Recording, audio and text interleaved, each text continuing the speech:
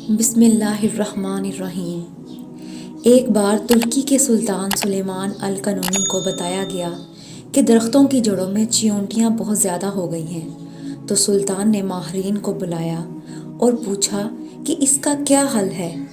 ماہرین نے بتایا کہ فلاں تیل اگر درختوں کی جڑوں پر چھڑک دیا جائے تو چیونٹیاں ختم ہو جائیں گی، مگر سلطان کی عادت تھی کہ کوئی بھی کام کرنے سے پہلے اس کے بارے میں شرعی حکم معلوم کرتے تھے۔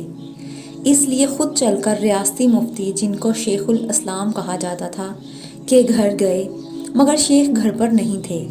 اس لیے ایک پیغام شعر میں لکھ کر ان کے لیے رکھا، جو یہ تھا: اگر درختوں میں چیونٹیاں ہو جائیں تو ان کو قتل کرنے میں کوئی ضرر ہے؟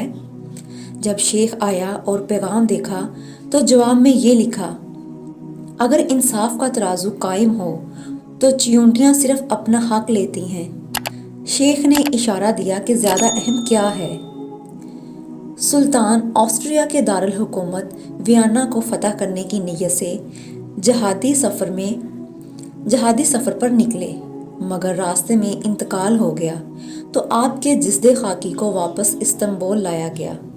آپ کی تجہیز و تکفین کے دوران آپ کا وصیت نامہ ملا، جس میں لکھا تھا کہ میرا صندوق بھی میرے ساتھ دفن کرو۔ علماء حیران ہو گئے اور یہ سوچنے لگے کہ یہ ہیرے جواہرات سے بھرا ہوا ہوگا اور اتنی قیمتی چیزوں کو مٹی میں دفنایا نہیں جا سکتا، اس لیے صندوق کھولنے کا فیصلہ ہوا۔ صندوق کھول دیا گیا تو یہ دیکھ کر لوگ حیران ہو گئے کہ اس میں وہ تمام فتوے تھے جو علماء سے لینے کے بعد سلطان نے اقدامات کیے تھے، اور ساتھ دفنانے کا مقصد یہ تھا کہ اللہ کو ثبوت پیش کروں کہ میں نے کوئی بھی حکومتی فیصلہ اسلام کے خلاف نہیں کیا، بلکہ علماء سے باقاعدہ فتویٰ لے کر کیا۔